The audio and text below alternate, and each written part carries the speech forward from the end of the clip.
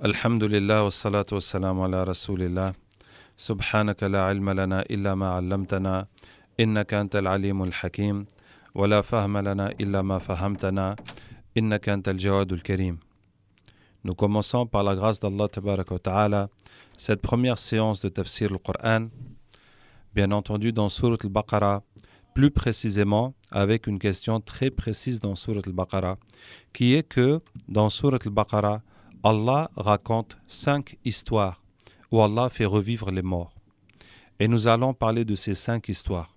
Qu'Allah nous aide et qu'Allah nous donne la science et la compréhension, parce que voici une chose qui est évidente, une fois qu'on a connu qu'en lisant cette sourate, dans une seule sourate, il se trouve 5 histoires où Allah fait revivre les morts. Donc il y a là de quoi nous interpeller. Pourquoi raconter autant d'histoires sur ce même point, pour montrer la puissance d'Allah tabaraka wa ta'ala, pour qu'on sache sa puissance, celui qui fait revivre les morts, c'est lui qui peut guérir nos maladies, c'est lui qui peut nous donner la subsistance, c'est lui qui peut nous protéger contre nos ennemis, c'est lui qui peut tout faire en ce monde. Comment oublier sa puissance et craindre autre que lui? Comment oublier ses bienfaits et aller demander à un autre que lui? Donc Allah nous raconte encore et encore et encore comment il fait revivre les morts, pour que nous sachions qui est notre Dieu, qui nous prions 5 fois par jour, à qui nous nous adressons. Quelle est sa force comparée à celle des créatures? Donc, la première de ces histoires est l'histoire de la vache. Justement, Surat al-Baqarah, Surat la vache, elle s'appelle ainsi par rapport à l'histoire de la vache. Alors, quelle est l'histoire de la vache?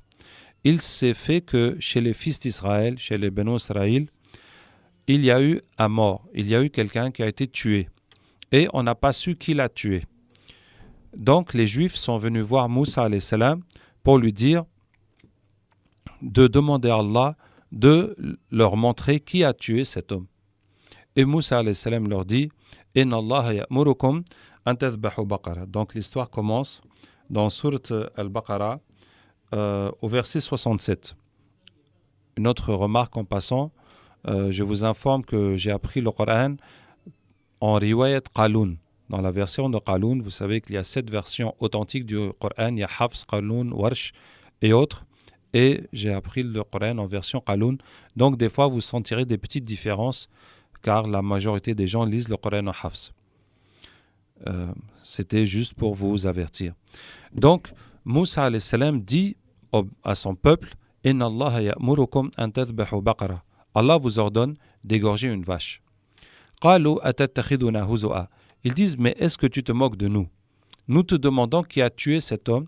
Tu nous dis d'égorger une vache. Mais est-ce que tu te moques de nous ?» Et Moussa alayhi salam leur dit « Qala a'udhu billahi an akuna min al-jahilin » Qu'Allah me préserve d'être du nombre des ignorants, d'être un ignorant. Comment ça? Et donc nous voyons ici la façon dont les fils d'Israël ne respectaient pas leur prophète. Et comment peux-tu dire à un prophète, est-ce que tu te moques de moi? Le prophète te donne un ordre, il te dit que Allah vous demande de faire telle chose, et ils lui disent, mais tu te moques de nous. Qu'est-ce que ça veut dire? C'est n'importe quoi. Comment ça, Allah nous dit de faire cette chose-là? Subhanallah, qu'Allah nous... Donc, Allah nous raconte les histoires des fils d'Israël. Allah racontait ces histoires aux prophètes sallallahu et aux sahaba pour que les sahaba se gardent bien de répéter les mêmes erreurs que les fils d'Israël ont commises. Et nous avons aujourd'hui ces témoignages et nous remercions Allah Ta'ala de nous avoir fait de la communauté de l'islam et qu'il n'y a pas eu chez les sahaba radiyallahu anhum ce genre de comportement. Ce genre de comportement comme les fils d'Israël avaient avec leur prophète Moussa alayhi salam. Alors ils disent demande à ton Seigneur qui nous montre comment elle est, cette vache. Donc là, les fils d'Israël ont commencé à emprunter une voie d'égarement. On leur dit d'égorger une vache. Pourquoi poser des questions? Tu n'as qu'à égorger une vache et c'est terminé. Mais non, ils veulent savoir c'est quelle vache. Donc, Moussa alayhi salam leur répond قال إنه يقول إنها بقرة لا فارض ولا بكر عوان بين ذلك فافعلوا ما تؤمرون. Il vous dit que c'est une vache qui n'est pas vieille, qui n'est pas trop jeune hein, qui est moyenne, qui est d'âge moyen, allez-y, faites ce qu'on vous ordonne. Donc, il leur a donné une condition qui est très simple. Ne prenez pas une vache trop vieille, ne prenez pas une vache bikr qui n'a pas encore eu d'enfant, qui n'a pas encore eu de veau. Hein. Prenez une vache moyenne, d'âge moyen, et égorgez-la. Et il leur dit, faf'alou ma tu'marun. Allez-y, faites ce qu'on vous dit de faire. Il insiste, exécutez, ne posez pas plus de questions.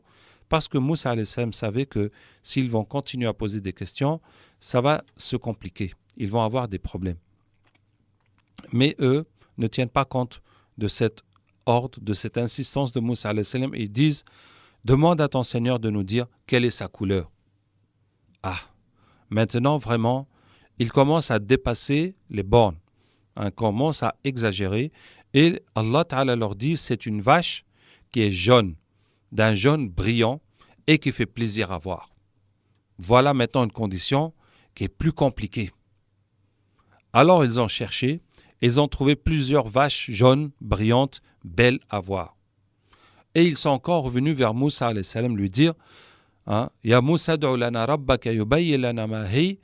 Et Moussa demande à ton Seigneur de nous montrer c'est laquelle. Innal baqara tashabaha alayna. Car il y a plusieurs vaches, nous ne savons pas c'est laquelle. Vraiment, on n'arrive pas à trouver celle que Allah veut.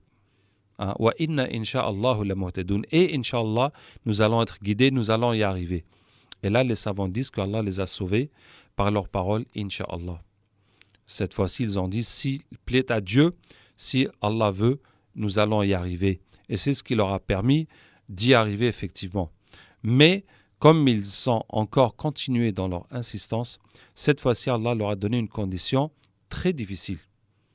قال إنه يقول إنها بقرة لا ذلول تثير الأرض ولا تسقي الحرث مسلمة لا شية فيها, qui n'est pas humilié pour labourer la terre et qui ne sert pas à sortir l'eau et qui est unie, ça veut dire qui est toute jaune, qui n'a pas une seule tache. Donc maintenant, c'est devenu une vache très spéciale. Une vache très spéciale qui n'est pas utilisée pour les travaux des champs, pour sortir l'eau et qui n'a aucune tache. Et cette fois-ci, ils ont cherché, ils n'ont trouvé qu'une seule vache qui correspondait à cette définition. Et cette vache avait une histoire très particulière. Son propriétaire était un homme pieux et Allah lui avait révélé de garder cette vache, de ne pas la faire travailler, de l'honorer, de bien la traiter et qu'il la vendra avec sa peau pleine d'or. Et le monsieur, l'homme pieux, a gardé cette vache comme Allah lui a recommandé jusqu'à ce jour où les Juifs sont venus dire qu'ils voulaient acheter cette vache-là absolument. Il leur a dit que son prix, ce sera sa peau pleine d'or. Comment ça, mais il n'y avait rien à faire et les fils d'Israël ont été obligés d'accepter de payer ce prix-là. Donc c'était la punition qu'Allah leur a infligée à cause de leur entêtement et de leur obstination et du non-respect qu'ils avaient pour leur prophète, pour les ordres qu'Allah Ta'ala leur donnait. Ils ont dû payer la peau de la vache pleine d'or pour obtenir cette vache. Et donc, ils ont égorgé la vache et Moussa alayhi salam a pris la langue de la vache et a frappé le mort avec. Et le mort s'est levé, il a dit, c'est lui qui m'a tué. Et il a désigné son neveu qu'il avait tué pour prendre son héritage. Et puis le mort s'est recouché et il est redevenu mort.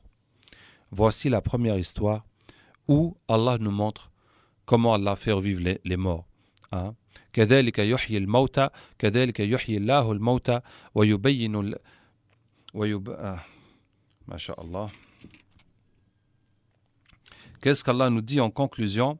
فقلنا اضربوه ببعضها كذلك يحيي الموتى يحيي الله الموتى قلنا اضربوه ببعضها كذلك يحيي الله الموتى ويريكم آياته لعلكم تعقلون. On lui a dit de frapper le mort avec un morceau de la vache, ainsi Allah fait ressusciter les morts et vous montre ces signes pour que vous compreniez. Voici donc la première histoire. Je vais dire au sujet de cette histoire que ça doit nous toucher.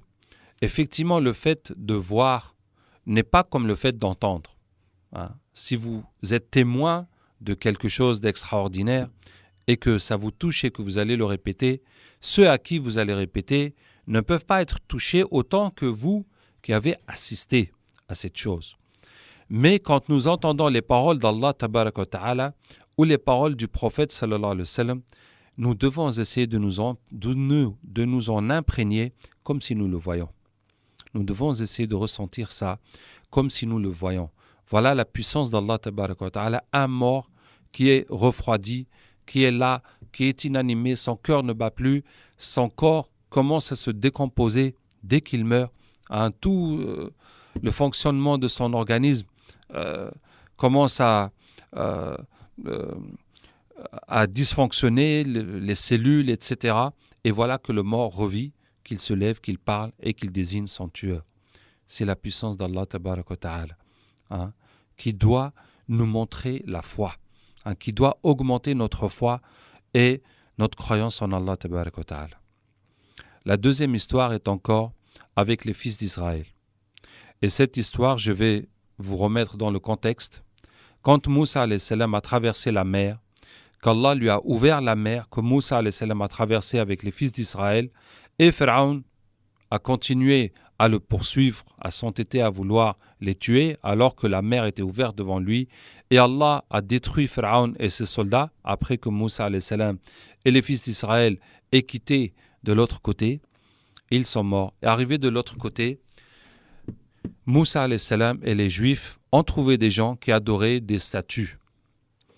قالوا يا موسى اجعل لنا إلها كما لهم آلهة. Ils ont dit à Moussa, fais-nous des fétiches comme eux ont des fétiches.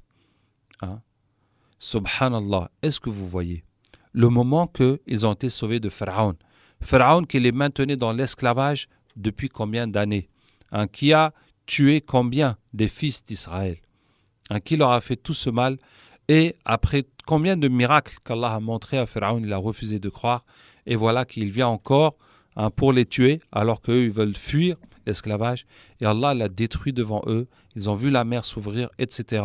Et pourtant, en sortant de l'autre côté, ils trouvent des gens qui ont des fétiches, ils disent « Oh Moussa, il faut nous donner un fétiche, une statue, pour qu'on l'adore, comme ces gens-là adorent des fétiches. » Et Moussa alayhi salam leur dit « Innakum qawmun tajhaloun » vous êtes des gens ignorants. Inna ha'ula'i mutabbarum ma hum fihi wa batilum ma kanu ya'malun. Ceux-là, ils sont dans la perte, ils sont dans l'égarement, tout ce qu'ils font, c'est l'égarement. قال غير الله أبغيكم إلها وهو فضلكم على العالمين. Il dit, mais comment puis-je vous donner un autre Dieu qu'Allah, alors qu'il vous a préféré à toute l'existence, à toute l'humanité. Effectivement, en leur époque, les fils d'Israël étaient les meilleurs de l'humanité, malgré leurs péchés, malgré leurs défauts, puisque tout le reste de l'humanité n'était pas croyant, était polythéiste. Donc, ils étaient les meilleurs. Et puisqu'ils avaient cru en Allah, ils ont suivi le prophète, Moussa alayhi salam, malgré leurs péchés, ils étaient quand même meilleurs que les autres qui ne croyaient pas, qui étaient féticheurs, qui étaient polythéistes. Donc, ils ont laissé.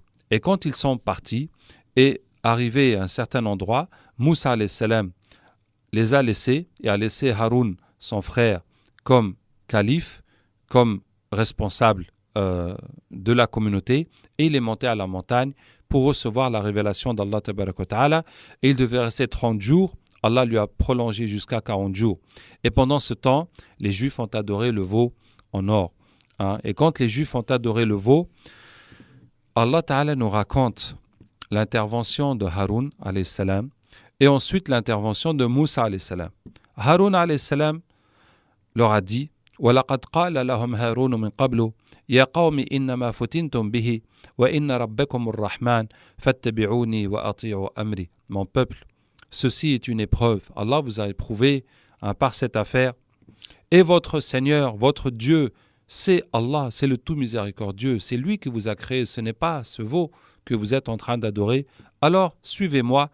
C'est votre Seigneur qui est pardonneur, qui est miséricordieux. Donc, suivez-moi et obéissez à mes ordres. Donc, Haroun alayhi salam leur a dit des paroles qui sont remplies de sagesse et de logique et d'objectivité et vraiment des paroles très pertinentes, mais personne ne l'a suivi. Et Moussa alayhi salam, quand il est revenu dans un état de colère, dans un état de colère tel qu'il a jeté les tablettes qu'Allah lui a données, qu'il a tiré son frère par sa barbe, qu'il a traîné de colère, qu'il a crié après les fils d'Israël. Ils disent vraiment, vous m'avez trahi, hein, vous m'avez trahi, comment ça? Je vous ai laissé dans la voie droite, vous avez fait ça, hein? Comment vous avez pu faire ça? Et il leur a parlé avec colère. Vous n'avez pas pu tenir le temps que je sois à la montagne avec Allah pour revenir. Mais qu'est-ce que vous allez devenir si je meurs? Etc.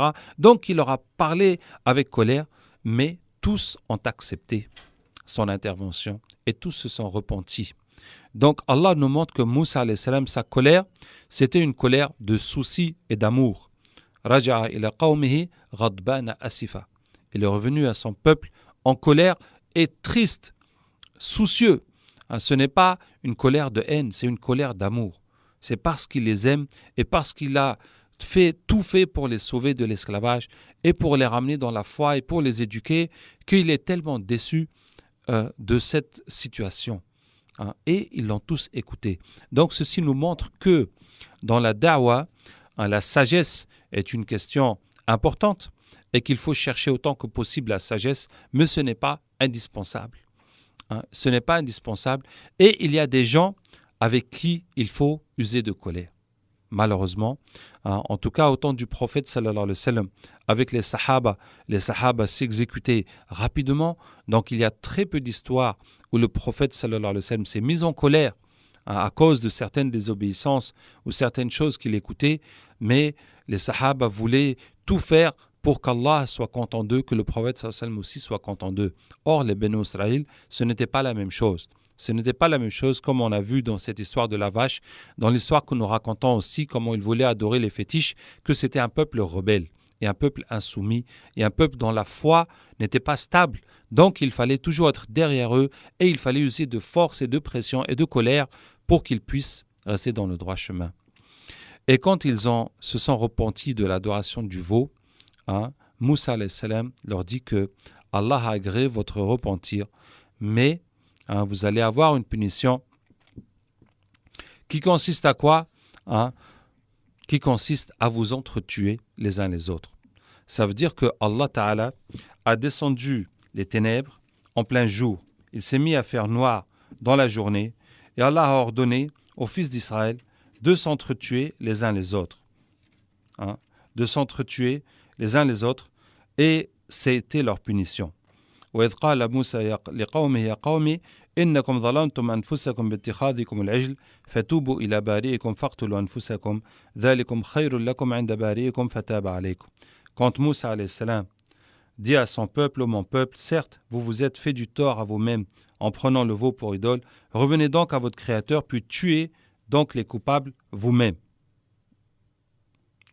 Faqtulu anfusakum, tuez-vous vous-même, qui veut dire, comme je vous dis, que Allah a fait les ténèbres et ils se sont entretués les uns les autres jusqu'à ce que Moussa alayhi salam supplie Allah tabaraka wa ta'ala de lui dire, Ya Allah, il faut arrêter parce que si ça continue encore, il n'y aura plus de Banu Israël. Et Allah a levé les ténèbres, le jour est revenu. Bon, peut-être que c'était une éclipse, en tout cas c'était la volonté d'Allah, ça s'est passé comme ça et le jour est revenu et Allah leur a dit que voilà, ceux qui sont morts, ils ont payé pour les autres.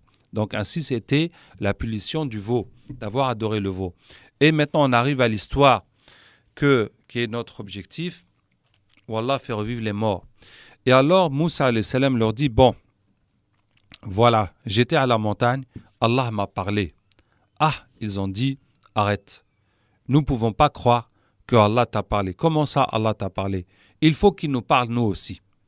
Pour qu'on croie à ce que tu dis, nous aussi on veut qu'Allah nous parle. Et ils se sont obstinés, il n'y avait rien à faire. Donc Moussa alayhi salam a choisi 70 des fils d'Israël parmi les 12 tribus qui étaient là. Moussa alayhi salam a choisi les meilleurs, les 70 meilleurs, et il les a pris avec lui à la montagne. Ils sont montés à la montagne pour qu'Allah leur parle. Arrivés là-bas, Allah leur a parlé. Ils ont entendu les paroles d'Allah. Et là, ils disent, non, il faut qu'on le voie. On ne va pas croire jusqu'à ce qu'on le voie et qu'on sache que c'est lui, qu'on le voit clairement, sans aucune ambiguïté. وَإِذْ قُلْتُمْ يَا مُوسَى لَن نُؤْمِنَ لَكَ حَتَّى نَرَى اللَّهَ جَهْرًا. Donc nous sommes au verset 55 de Sourate Al-Baqarah.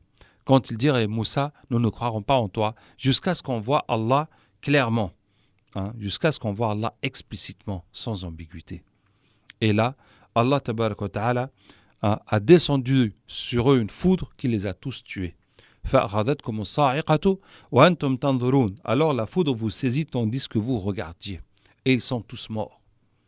Et quand ils sont morts, Moussa alayhi salam s'est mis à supplier Allah, Ya Allah, voici les 70 meilleurs que j'ai choisis pour qu'ils viennent écouter tes paroles et qu'ils retournent, qu'ils soient témoins aux autres pour que les autres croient en toi. Maintenant, si je vais revenir tout seul et je vais leur dire qu'ils sont tous morts, plus personne ne va me suivre. Donc la religion va s'arrêter comme ça. Et Moussa alayhi salam a supplié Allah Ta'ala jusqu'à ce qu'Allah les fasse revivre. ثُمَّ بَعَثْنَاكُمْ مِنْ بَعْدِ مَوْتِكُمْ لَعَلَّكُمْ تَشْكُرُونَ. Puis nous vous ressuscitâmes après votre mort afin que vous soyez reconnaissants. Et Allah a fait revivre les 70 et ils sont revenus témoigner qu'effectivement nous sommes allés à la montagne, Allah nous a parlé, nous avons entendu les paroles d'Allah, mais nous avons demandé de le voir aussi et Allah nous a tués. Et puis Allah nous a ressuscités et nous voici maintenant. Donc voici la deuxième histoire. Et vous voyez qu'ici, il ne s'agit plus d'une seule personne, mais de 70 personnes qui sont mortes et qui ont revécu encore. Ensuite, qu'est-ce qui s'est passé pour vous continuer sur l'histoire des fils d'Israël? Donc, Moussa leur dit, voilà, Allah m'a parlé et Allah m'a donné les commandements, les lois que nous allons suivre, puisque en Égypte, nous étions des esclaves, nous étions dans un pays que nous ne dominions pas, où nous ne contrôlions pas les choses. Maintenant, nous sommes entre nous, nous allons établir notre communauté et nous allons suivre nos lois que Allah va nous donner. Et voici les lois qu'Allah nous donne. Et il leur cite les lois. Et les Juifs disent, ah non, ces lois-là sont trop dures, sont trop contraignantes et nous ne sommes pas d'accord. Nous ne voulons pas accepter ces lois-là. Nous ne sommes pas d'accord. Et à ce moment-là, Allah tabaraka wa ta'ala a pris la montagne de Tour au-dessus d'eux. وَإِذْ نَتَقْنَا الْجَبَلَ فَوْقَهُمْ كَأَنَّهُ ظُلَّةٌ خُذُوا مَا آتَيْنَاكُمْ بِقُوَّةٍ.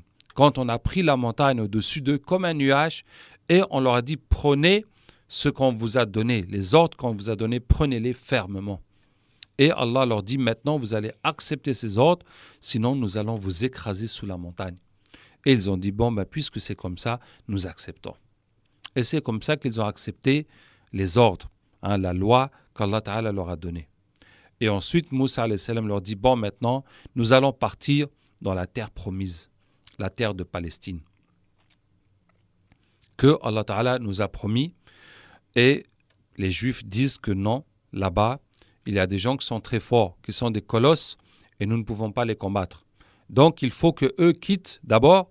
Une fois qu'eux vont sortir, à ce moment-là, nous pourrons y aller. Alors, Allah nous dit, il y a eu 2 croyants dans le groupe qui se sont mis à motiver les autres. وَقَالَ رَجُلَانِ مِنَ الَّذِينَ يَخَافُونَ أَنْعَمَ اللَّهُ عَلَيْهِمَا أُدْخُلُوا عَلَيْهِمُ الْبَابِ فَإِذَا دَخَلْتُمُوهُ فَإِنَّكُمْ غَالِبُونَ وَعَلَى اللَّهِ فَتَوَكَّلُوا إِن كُنتُم مُؤْمِنِينَ. 2 hommes parmi eux qui étaient croyants leur ont dit, entrez la porte, passez la porte, entrez là-bas. Si vous rentrez la porte, vous allez être gagnants. Et vous allez les vaincre, vous allez être victorieux. Et faites confiance en Allah si vous êtes croyants. Alors ils ont dit, puisque c'est Allah qui donne la victoire, donc vas-y toi et ton Dieu et combattez. Et quand vous aurez gagné, nous à ce moment-là, on viendra. En attendant, nous sommes ici, nous ne bougeons pas. Donc ils disent comme ça. Puisque c'est Allah qui donne la victoire, et nous, Allah il a besoin de nous pour faire quoi? Allah n'a qu'à gagner. Vas-y toi et ton Dieu, vous allez gagner, puisque ton Dieu il est fort comme ça. Donc vous allez gagner, vous n'avez pas besoin de nous. Et quand vous aurez fini le boulot, nous alors, à ce moment-là, on va venir. Quand la route sera libre. Alors, Allah tabaraka wa ta'ala a été en colère contre eux et les a punis, les a condamnés à errer 40 ans dans le désert. Et pendant 40 ans, ils tournaient dans le désert. Ils étaient perdus. Ils tournaient en errance dans le désert. Pendant ces 40 ans, Moussa alayhi salam est mort et Haroun alayhi salam est mort. Il y a un autre prophète. Et la plupart des gens qui ont été sauvés de l'esclavage sont morts et il y a une autre génération qui est apparue. Maintenant, nous allons arriver, Inch'Allah, à la troisième histoire où Allah ressuscite les morts. Et c'est l'histoire de Uzair. Et c'est encore une histoire chez les fils d'Israël. Et c'est une histoire qui est très peu connue des musulmans. Et c'est une histoire qui est très importante pour comprendre l'histoire des fils d'Israël. Et j'en profite à cette occasion où nous parlons de ces 5 histoires où Allah Ta'ala fait revivre les morts pour vous raconter la chronologie des événements des fils d'Israël. Comme ça, chacun pourra voir l'histoire, la globalité de l'histoire d'une façon assez nette, et ce qui vous permet, chaque fois que vous lisez une partie du Coran, où vous trouvez tel ou tel événement des fils d'Israël, que vous pouvez le situer dans son contexte, dans son histoire. Donc, nous allons remonter au début de l'histoire des fils d'Israël. Israël, en hébreu, c'est Yaqub en arabe. Yaqub, c'est Israël. Les fils d'Israël sont donc les fils de Yaqub. Et Yaqub avait 12 fils, qui étaient Yusuf alayhi salam, son frère Benyamin, et les 10 autres, qui ont donné les 12 tribus d'Israël. Ils sont 12 tribus parce que leurs ancêtres, leurs aïeux sont 12. C'est les 12 fils de Yaqub, donc les 12 fils d'Israël, qui ont donné les 12 tribus d'Israël. Yaqub est le fils de Ishaq, Ishaq est le fils de Ibrahim alayhi salam. Donc Ibrahim alayhi salam était en Palestine, avec Ishaq et ensuite avec Yaqub.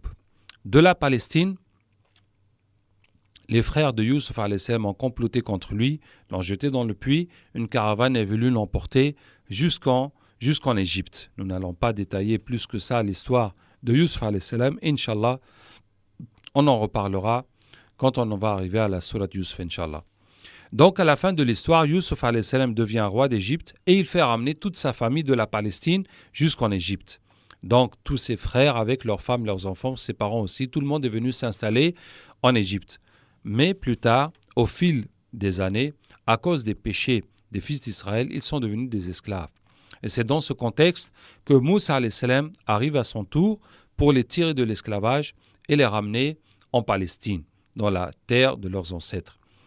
Et c'est là que, donc, ils viennent et puis ils refusent d'aller en Palestine et ils vont errer dans le désert pendant ces 40 ans. Soit dit en passant que pendant les 40 ans d'errance dans le désert, Allah Ta'ala leur a donné sa miséricorde. Le fait qu'ils se levaient tous les matins, ils trouvaient la manne et la caille. La caille, c'est les oiseaux, des oiseaux bien charnus pour manger. Et la manne, c'est un liquide du paradis qui est comme du miel. Donc, chaque matin en se levant, ils trouvaient la nourriture de leur journée qui était prête. Et quand ils erraient dans le désert, il y avait un nuage qui les suivait pour les ombrer, pour qu'ils ne souffrent pas excessivement du soleil. Et les savants disent que les fils d'Israël naissaient avec leurs habits dans le désert et leurs habits grandissaient avec eux. Donc, ils n'avaient pas besoin de travailler pour se nourrir ni pour s'habiller. Et puis, ils dormaient comme ça dans le désert. Donc, tout leur était donné. C'était quand même le peuple élu d'Allah Ta'ala, malgré leurs péchés, je vous ai dit, parce qu'ils étaient croyants. Alors que le reste de l'humanité était païen, était polythéiste. Quand la génération a changé dans le désert, de nouveaux gens sont nés, ont grandi dans le désert. Les savants disent que ceux qui ont grandi dans l'esclavage n'avaient pas l'ambition, n'avaient pas la force de combattre, n'avaient pas le courage, étaient résignés et manquaient de volonté, et donc ceux-là n'étaient pas prêts à combattre. Or, ceux qui sont nés, qui ont grandi dans le désert, ils ont dit que nous devons mettre fin à notre situation, nous allons accomplir ce qu'Allah nous a donné, ce qu'Allah nous a demandé, ce que Moussa alayhi salam aussi nous a demandé, et nous allons aller nous battre pour reconquérir notre terre, la terre de nos ancêtres, qui est la terre de Palestine. Et ils ont dit à leur prophète de leur donner un chef de guerre, un roi, pour qu'ils puissent aller combattre. Donc, à partir de là, le prophète a accepté et il y a eu des défections les unes suite aux autres chez les rangs des Benu Israël qui finalement ne voulaient pas combattre. Et finalement, le roi qui s'appelait Toliat, s'est retrouvé avec 314 guerriers pour affronter les colosses dont le chef était Jalut Goliath. Et c'est là que Daoud alayhi salam était un soldat parmi ces 314 et c'est lui qui a tué Goliath. Et David a tué Goliath avec la fronde, comme on connaît dans l'histoire, et les Juifs ont pu rentrer en Palestine. Les Juifs ont pu rentrer en Palestine. Il est notable de savoir que les soldats avec ce roi étaient au nombre de 314. C'est le même nombre des musulmans à la bataille de Badr avec le prophète sallallahu alayhi wa sallam et le même nombre aussi que les messagers d'Allah tabaraka wa ta'ala qu'Allah a envoyés à l'humanité. Donc ils sont entrés en Palestine. Et soit dit en passant, un point de l'histoire que beaucoup de gens ignorent, il faut bien comprendre que Daoud alayhi salam est venu après Moussa alayhi salam. Et donc les psaumes de Daoud, le Zabour, a été révélé après la Torah de Moussa alayhi salam. Et voici la preuve qui est évidente. Vous trouvez ce passage dans Sourate al-Baqarah, juste avant Ayat al-Kursi, donc les versets 250, où l'histoire commence avec Alam tara ila al-mala'i min bani Israël min ba'di Moussa, n'as-tu pas vu les gens des fils d'Israël après Moussa? Et l'histoire termine avec Waqatala Daoud Jalut, et David a tué Goliath. Donc il est évident que Daoud alayhi salam est venu après Moussa alayhi salam. Quand les Juifs sont rentrés en Palestine et Daoud alayhi salam est devenu roi et prophète, Daoud alayhi salam a passé toute sa vie de roi à combattre. Parce que quand les Juifs se sont installés en Palestine, tous les royaumes, tous les pays autour n'ont pas accepté leur installation et les ont combattus. Et donc, Daoud alayhi salam avec les fils d'Israël ont combattu tout ce temps ces communautés qui étaient autour d'eux. Et Allah a donné comme particularité au prophète Daoud alayhi salam la particularité wa alanna lahul hadid. Nous lui avons attendri le fer. Ça veut dire que le fer dans ses mains devenait mou comme de la pâte, comme de la pâte à modeler, comme une pâte. Et ainsi Daoud alayhi salam fabriquait des armes et des armures qui étaient très très fortes, qui étaient vraiment d'une très haute qualité, si bien que même au temps du prophète sallallahu alayhi wa sallam, on entend dans certaines histoires qu'il y avait un guerrier qui possédait une armure de Daoud alayhi salam. Donc jusqu'au temps du prophète sallallahu alayhi wa sallam, certaines des armes et des armures qui étaient fabriquées par Daoud alayhi salam étaient encore en circulation, étaient encore utilisées pour la guerre. Donc Allah lui a donné cette particularité puisque ce prophète devait passer sa vie à combattre. Et quand Daoud alayhi salam est mort et Sulayman, son fils, lui a succédé, alors au temps de Sulayman, la situation a été apaisée. Le pays était stabilisé, il n'y avait plus de guerre. Et ça a été le temps de faire plus d'expansion. Et Allah a donné à Sulayman alayhi salam une puissance qui est encore beaucoup plus forte. Puisqu'Allah a soumis à Sulayman alayhi salam les hommes, les djinns et même les shayatines et les animaux et le vent. Tout cela était sous ses ordres. Donc ça lui donnait une énorme puissance et le fait qu'il puisse contrôler les shayatines, ça a évité que les shayatines vont égarer les gens. Et Sulayman alayhi salam utilisait les shayatines pour faire des travaux publics, des grands travaux, des grands chantiers et pour leur faire des travaux forcés, donc en tout cas pour les occuper, pour qu'ils n'égarent pas les gens. Nous arrivons à la troisième histoire où Allah Ta'ala fait revivre les morts, qui est l'histoire de Uzayr. Alors quand est-ce que intervient l'histoire de Uzayr? Quand Sulayman alayhi salam est mort, il a eu un fils qu'il a hérité, qui lui a succédé à la tête du royaume, qui fut roi après lui, mais qui ne fut pas prophète. Et après Daoud et Sulayman alayhi salam, il n'y a plus eu de roi prophète. Il y avait des rois, il y avait des prophètes. Il y avait des rois qui suivaient les prophètes, il y avait des rois qui ne suivaient pas les prophètes, qui ont même fait beaucoup de mal. Il y a eu la même chose dans l'histoire de l'islam. Il y a eu des rois qui ont été à l'image des califes bien guidés, il y a eu aussi des rois qui ont vraiment fait beaucoup de mal à l'islam.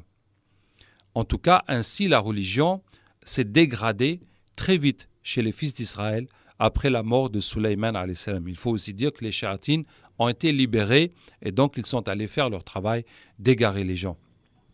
Donc la religion s'est dégradée et les Juifs en Israël, en Palestine, avaient un pacte de paix, un pacte de cohabitation pacifique avec les Babyloniens. Cet ancien empire de Babylone, qui était avant l'empire grec et l'empire romain, avant ça, à l'époque, il y avait l'empire perse, il y avait l'empire de Chine, il y avait aussi les pharaons en Égypte, donc c'est vraiment à une époque assez reculée, en cette époque de Sulayman, de Daoud alayhi salam. Les Juifs avaient donc un pacte avec les Babyloniens et ils ont rompu ce pacte en attaquant un pays, en attaquant des gens qui étaient protégés par les Babyloniens. Et l'empereur de Babylone est venu avec son armée détruire le royaume juif et détruire Jérusalem et massacrer les Juifs, les tuer et prendre les survivants en esclavage et les emmener en Babylone, donc en Irak, les emmener là-bas en Irak. Et c'est là que Uzair avait une dizaine d'années. Et il a été emmené en esclavage, en captivité, en Irak. Et à cette époque, Uzair connaissait la Torah par cœur, connaissait la révélation de Moussa alayhi salam par cœur. Et dans cette bataille et dans ce massacre, les Juifs ont perdu la Torah. Il n'y avait plus du tout, tout a été détruit, sauf ce qui restait dans la mémoire du jeune Uzair. Donc il était le seul qui conservait la Torah. Donc les Juifs sont partis en Babylone, Uzair est parti avec eux. 30 ans plus tard, quand Uzair a eu 40 ans d'âge, Allah lui a donné la prophétie. Comme on sait que les prophètes recevaient la prophétie à l'âge de 40 ans, sauf exception faite pour Isa alayhi salam, pour Yahya aussi alayhi salam, le cousin de Isa, qui ont été prophètes très jeunes. Donc, il reçut la prophétie et Allah lui dit, tu vas quitter Babylone et tu vas retourner à Jérusalem et Allah va ramener les Juifs et la ville va revenir comme elle était.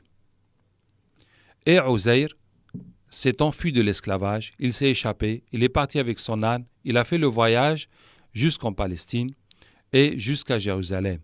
Et il descendait d'une colline, une colline qui surplombait la ville de Jérusalem, et il a vu la ville qui était saccagée. Depuis le jour de l'attaque et le massacre qui a eu lieu, les morts n'ont pas été enterrés, la ville n'a pas été construite, n'a pas été habitée. Donc, comment imaginer une ville abandonnée depuis 30 ans après qu'elle a été saccagée et les cadavres n'ont pas été enterrés? Donc, c'était un spectacle pitoyable. Et Uzair descendait de la montagne et regardait ce spectacle. Il disait, mais comment Allah va faire revivre cette ville après sa mort? أو كالذي مر على قرية وهي خاوية على عروشها قال أن يحيي هذه الله بعد موتها. Ou bien comme celui qui est passé par une ville qui était détruite, qui était saccagée et qui dit, mais comment Allah va faire revivre cette ville après sa mort? Ça ne veut pas dire que Uzair alayhi salam doute de la parole d'Allah, mais ça veut dire qu'il ne voit pas comment ça pourrait se faire. Lui, il est tout seul. Comment est-ce qu'une personne toute seule peut remettre une ville sur pied? Ce n'est pas possible. Les fils d'Israël sont en esclavage à Babylone. Donc, moi, je suis là tout seul. Allah m'a dit de venir, que la ville va revenir vivante et tout. Mais comment ça? Je suis là tout seul. Comment ça va se faire? Et Uzair est rentré dans une grotte, dans la montagne. Il s'est couché pour faire la sieste et il a préparé son pain. Il avait des raisins qu'il a écrasés pour faire du jus. Et il s'est couché pour faire sa sieste. Et Allah tabaraka wa ta'ala l'a fait mourir pendant 100 ans et puis Allah l'a fait revivre. Au cours de cette sieste, il est mort et il est resté 100 ans mort et Allah l'a fait revivre. Et qu'est-ce qui s'est passé pendant tous ces 100 ans? Il s'est passé que le roi de Babylone a épousé une femme juive et il a eu d'elle un enfant. Ensuite, le roi est mort et son fils a pris sa place. Son fils a pris sa place et ce fils s'appelle Cyrus II. Cyrus le Grand. Cyrus II le Grand. Et ce fils, quand il était roi, après un certain temps, il a pensé, comme sa mère était juive, il a pensé à ses oncles, à ses cousins, donc à ses parents qui sont esclaves, et il a eu pitié d'eux et il les a libérés. Et il les a autorisés à repartir en Palestine et à reconstituer leur royaume. Et ils sont allés, ils ont donc quitté l'Irak une nouvelle fois pour revenir en Palestine. Arrivés là-bas, ils ont cherché Uzair sans succès et donc ils se sont attelés à reconstruire la ville, à réparer ce qui a été endommagé, à enterrer les morts, etc. jusqu'à ce que la ville a retrouvé sa pleine forme, jusqu'à ce que tout était normal, on ne voyait plus une trace de guerre et les années se sont encore écoulées et la ville a prospéré, s'est développée et on ne pouvait plus voir aucune trace de guerre ou de problème qui s'est passé ici. Et ainsi les années se sont écoulées et Uzair se réveille. Et Allah tabaraka wa ta'ala, pour montrer sa puissance, Allah, pour commencer, lui a recréé les yeux, sans le reste du corps. Et Allah lui parle et lui dit, mais combien de temps es-tu resté? Il dit, je suis resté un jour ou une demi-journée, je suis resté juste le temps de faire la sieste. Bon, peut-être qu'avec la fatigue du voyage, j'ai dormi jusqu'à la nuit, puis encore jusqu'au matin, sans me rendre compte du temps qui est passé. Un jour tout au plus. Et Allah lui dit, non, tu es resté 100 ans. Tu es resté 100 ans. Regarde donc ta nourriture et ta boisson. Et son pain et son jus de raisin étaient intacts. Vous voyez comment Allah Ta'ala nous montre sa puissance. L'homme ou l'âne qui peut vivre longtemps avant de mourir, de se décomposer, était mort. Or que le pain et le jus, qui ne peuvent pas rester longtemps, étaient encore intacts, tout frais, comme si on venait de les poser. Et Allah lui dit, regarde maintenant ton âne. Et l'âne, il ne restait que quelques os et c'était la poussière. Allah fait revivre les os et recrée les organes, les couvre de viande, de muscles, de peau, et l'âne se lève, il braille. Et Allah lui dit, regarde ton propre corps, regarde-toi toi-même. Et il voit son corps, ses os qui se remettent en place, qui sont recréés, la viande, les organes, la peau qui les couvre, et voilà qu'il se lève, qu'il est en pleine santé. Et Allah lui dit, regarde maintenant la ville. Et il sort de la grotte, et il voit la ville en pleine activité, un jour de marché, et c'est vraiment l'activité complète. Et Uzair descend de la montagne avec son âne, et il arrive, il rentre dans la ville, il ne connaît plus personne. Il ne connaît personne. Si vous revenez 100 ans plus tard, vous allez connaître qui? Et les gens le regardent, qui est cet inconnu? Et lui, il avance, il reconnaît un peu les routes, il reconnaît quelques maisons, c'est bien la ville qu'il a laissée, malgré les modifications, mais il ne connaît personne. Et donc, il va voir les notables, les chefs religieux, et pour leur dire que voilà, je suis Uzair, j'étais dans l'esclavage à Babylone, Allah m'a dit de venir ici, et voilà, je viens de me réveiller. Allah m'a dit que je suis mort pendant 100 ans, et que Allah m'a redonné la vie, et je suis prophète, et voilà. Et bien entendu, tout le monde connaît l'histoire de Uzair, qu'ils connaissent depuis leurs parents, qui sont venus reconstruire la ville, qui ont cherché en vain Uzair, et il s'est trouvé une vieille dame qui a dépassé les 100 ans, qui a pu le reconnaître, qui était toute petite quand il a quitté, et maintenant elle a dépassé 100 ans, elle était encore vivante, donc elle a pu le reconnaître. Et ça a été un miracle d'Allah tabaraka wa ta'ala, comment cet homme vient vivre parmi nous alors qu'il a vécu il y a 100 ans. Et ce qui s'est passé, je vous ai dit, si vous vous en souvenez bien, que la Torah avait été perdue et elle ne restait que dans la mémoire de Uzair. Elle ne restait que dans la mémoire de Uzair. Et donc Uzair a pu leur redonner la Torah et leur dire, voilà, ce qu'Allah a révélé à Moussa alayhi salam, voici l'histoire de Youssouf, voici l'histoire d'Ibrahim, voici tout ce qu'il y a à savoir. Et là, je vais vous dire une chose importante. Il m'est arrivé une fois de lire la Bible, du début jusqu'à la fin. Alors soyons très prudents, les musulmans. Quelle est notre position vis-à-vis de la Bible ou de l'Évangile, des autres livres révélés? Notre position consiste à ce que ce qui est confirmé dans notre révélation, nous y croyons. Quand dans la Bible, on dit qu'Allah a créé Adam, le premier homme, et il a créé sa femme, Ève, et qu'il les a mis au paradis, on dit c'est vrai. Quand on lit qu'Ibrahim était prophète et qu'il a eu 2 fils, Ismaïl et Ishaq, on dit c'est vrai. Etc. Tout ce qui est confirmé chez nous, qui existe chez eux, on y croit, puisque c'est révélé chez nous aussi. Les choses qui sont chez eux et qui sont contradictoires avec ce que nous avons, nous n'y croyons pas. Par exemple, dans l'histoire de Adam alayhi salam, la Bible dit que Dieu rentre au paradis et Adam se cache. Et Dieu lui dit « Adam, où es-tu » Il dit « Mon Dieu, je me cache ». Il dit « Mais pourquoi tu te caches » Il dit « Parce que je suis tout nu ». Il dit « Mais comment ça? Qui t'a montré que tu es tout nu ?»« Ah, ça veut dire que tu as mangé de l'arbre interdit. Allez !» Et puis Dieu va se fâcher contre Adam. Donc nous ne pouvons pas croire à cela. Parce que comment se peut-il que Adam désobéisse à Dieu sans qu'il le sache, et jusqu'à ce qu'il va falloir que Dieu vienne se promener dans le paradis, et Adam se cache, et Dieu ne sait pas où est Adam, il dit « Adam, où es-tu » Il dit « Voilà, je suis là en train de me cacher », et c'est là que Dieu a déduit que « Ah, tu te caches, pourquoi ? Parce que tu es nu, et comment tu as su que tu es nu ? C'est parce que tu as mangé l'arbre. » Vraiment, de telles paroles ne correspondent pas à la place d'Allah, qui est omnipotent, qui est omniscient, etc. Donc, chaque fois que nous allons trouver des choses de ce genre dans la Bible qui contredisent ce que l'islam nous a révélé, nous disons c'est faux. C'est faux.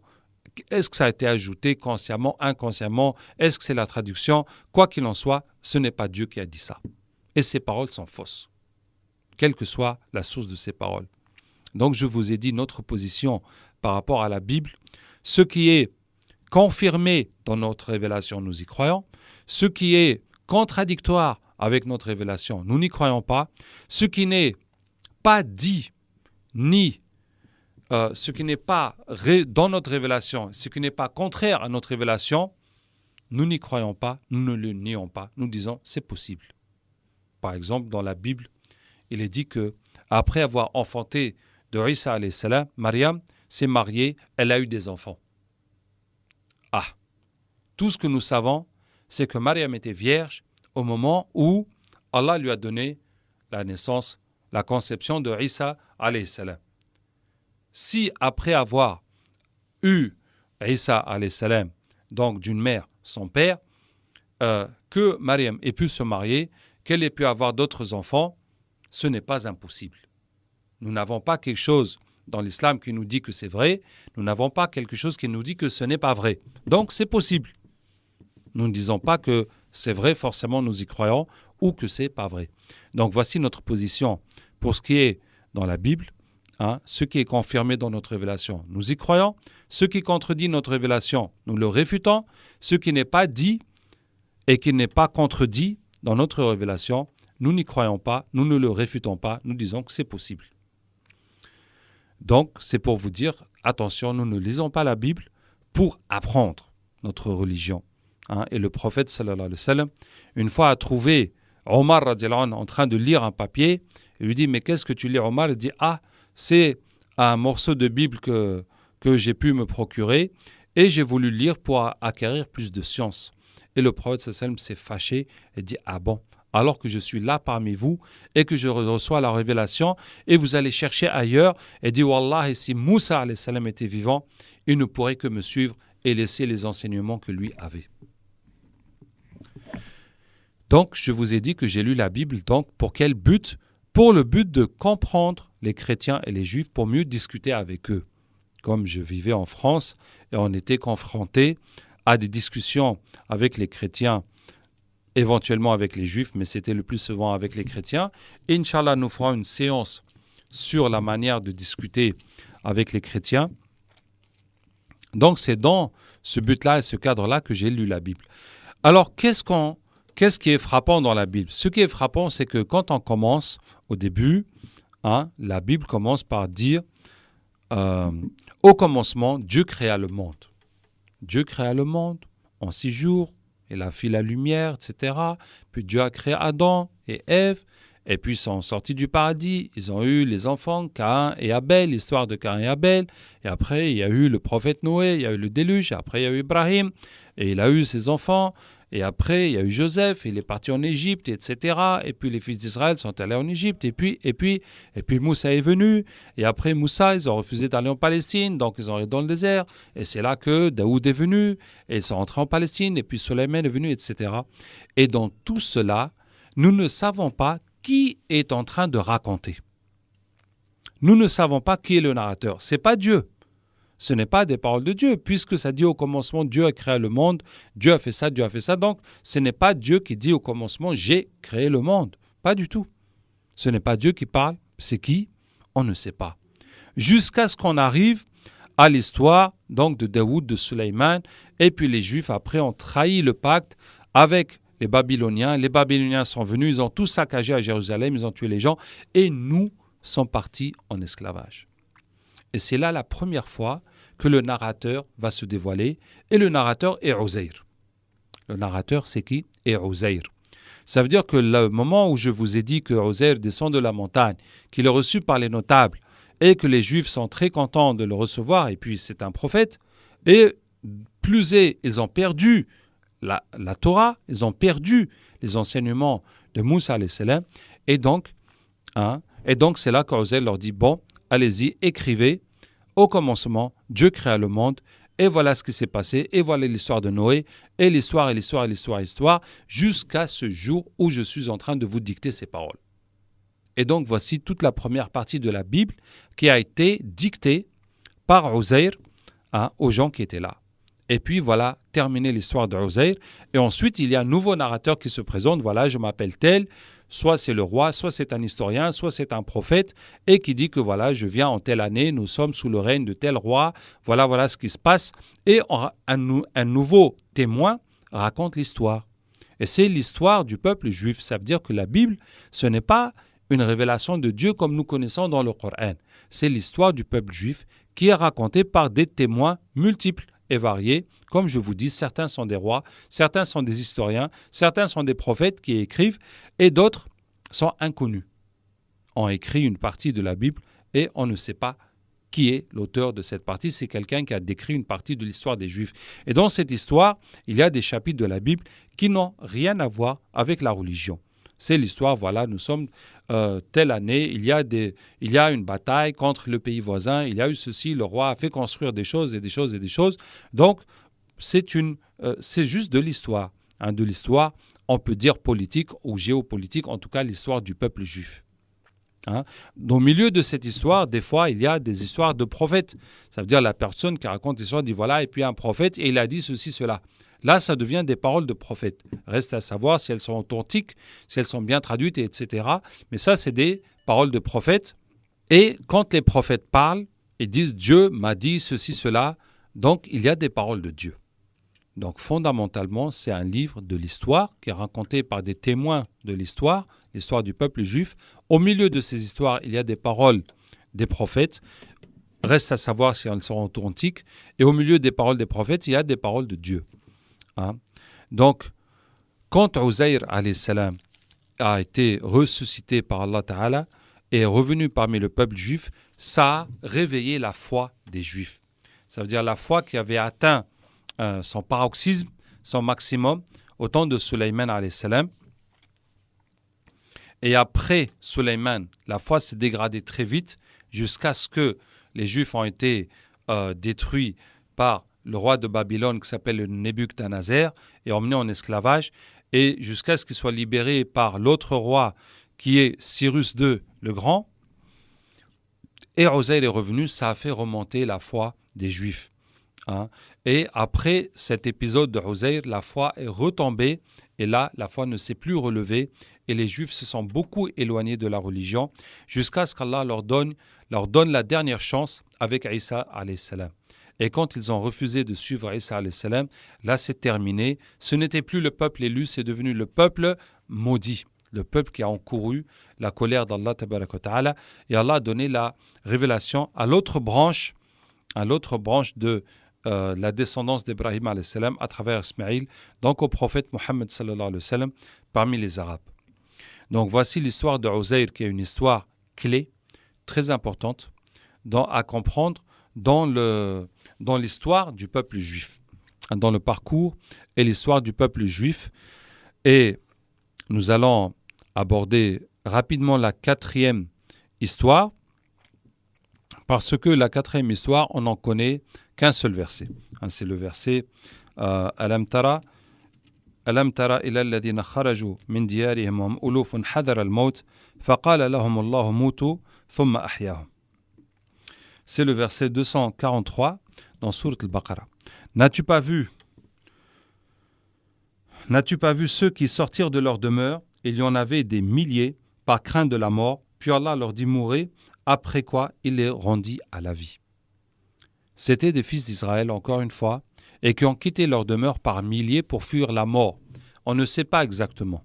Soit c'était pour fuir la famine, soit pour fuir la maladie, soit pour fuir la guerre. En tout cas, ils fuyaient la mort. Allah les a fait tous mourir et tous revivre. Et Allah les a fait revivre par vagues successives. Ça veut dire qu'ils sont tous morts, certains vont revivre et ils voient que tout le monde est mort. Puis un autre groupe revit et ils voient ceux qui sont vivants avant eux, les autres qui sont morts, puis un autre groupe jusqu'à la fin. Et voilà une fois de plus comment Allah tabaraka wa ta'ala montre sa puissance et sa suprématie et que Allah ta'ala agit comme il veut. Qu'Allah ta'ala nous aide, Inch'Allah, et qu'Allah augmente notre foi et fait nous comprendre et profiter de son Saint-Coran. Subhanakallahumma wa bihamdika, nashhadu an la ilaha illa anta nastaghfiruka wa natubu ilayk. Subhana rabbika rabbil izzati amma yasifun, wa salamun ala al-mursalin walhamdulillahi rabbil alamin.